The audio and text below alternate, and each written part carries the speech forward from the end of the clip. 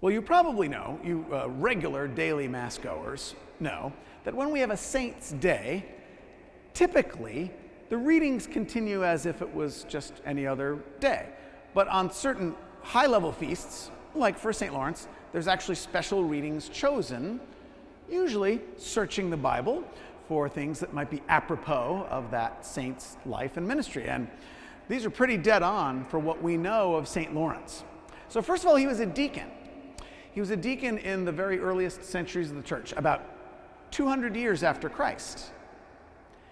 And when he came to the end of his life, I mean, many Christians were persecuted and put to death during those first couple of hundred years. And in fact, he was killed 4 days after Pope Sixtus.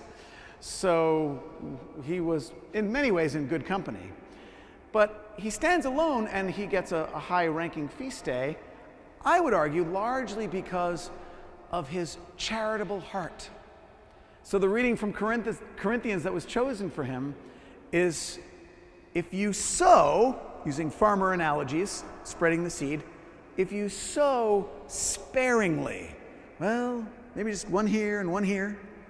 If you sow sparingly, you will also reap sparingly. Now, at the time St. Paul was writing that, probably many more than those of us here in Midtown Manhattan understood the truism of that farmer analogy. You got to spread a lot of seed if you want a decent crop and to bring in income and feed your family. So you don't go out to the field and go, well, let's put one here, maybe one over here. Well, I'm going to discern whether or not I'm going to sow that seed there. No, it's like seed everywhere, seed. So if you sow, it almost sounds like a musical, James. Seed everywhere, seed. So if you do that, St. Paul says, you will also reap bountifully.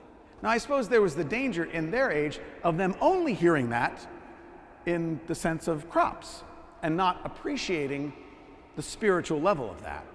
Probably less so for us, not too many of us are farmers.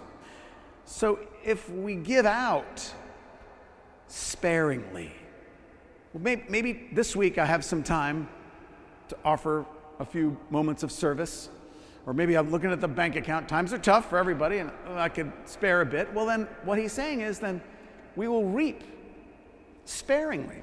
Notice he doesn't say zero. He doesn't say, we'll be burning in the fires of hell. But bountifully and generously sowing, giving out, planting seeds, whether that be the way in which you share your faith with somebody. There's so many people now that participate in Mass online. And I mentioned just the other day that we Catholics have been, down through the ages, more so than some of our Christian brothers and sisters, reticent to do what we call share the faith, tell somebody else about it. Well, if you're on Facebook, it couldn't be easier. There's a huge thing that says share. Right there, big arrow. So easy to share your faith, to sow bountifully, to spread it all out there. So St. Lawrence, because these readings were chosen for him, is a wonderful example of that. He was in charge of the money for the poor in the church in Rome. Now, of course, the Roman authorities had something to say about where the money went. And at one point, when he was asked by his superiors to bring all of the treasure of the church, bring it front and center, because we want to keep an eye on it. Well, he said, okay, give me some time. And he gathered up the poor people, the sick people, lame, blind, anybody that was homeless, anybody that was on the fringes of society that nobody cared about.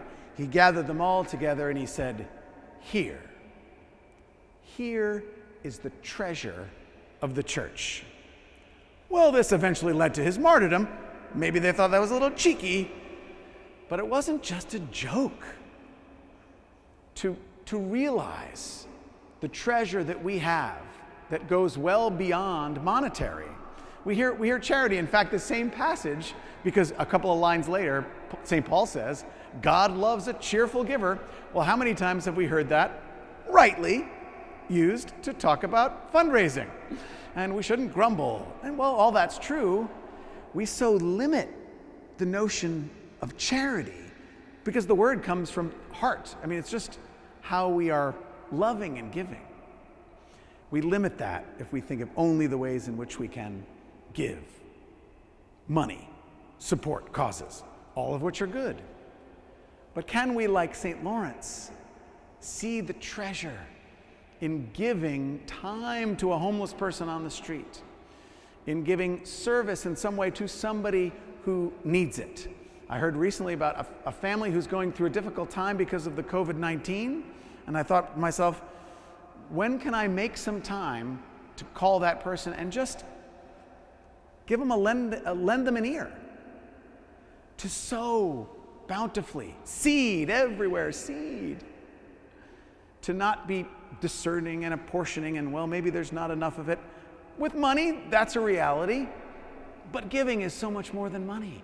And sometimes we use those same parameters with giving of our time and our heart and our smile. God loves a cheerful giver. St. Lawrence was joking to the end. Can we bring joy bountifully without limits? Sometimes as New Yorkers, that's the tougher one, right? Even more tough than signing a check is to give a smile to somebody. So today we are challenged by St. Lawrence and St. Paul in his letter to the Corinthians to spread it all, to give bountifully, and later on look forward to how that will reap for us the bounty of God. So seed everywhere, seed.